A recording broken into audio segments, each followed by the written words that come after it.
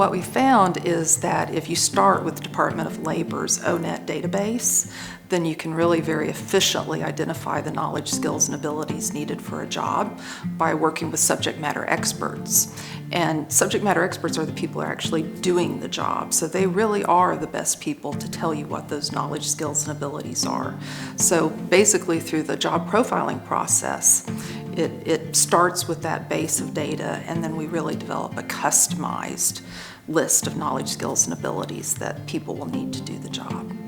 Well, it's really hard to develop any effective human resource tools if you don't know what the knowledge, skills, and abilities needed to do the job are. So by starting with that foundation, you can develop any tool from that point forward, whether it's interviews, applications, screener questions, and choosing assessments like WorkKeys.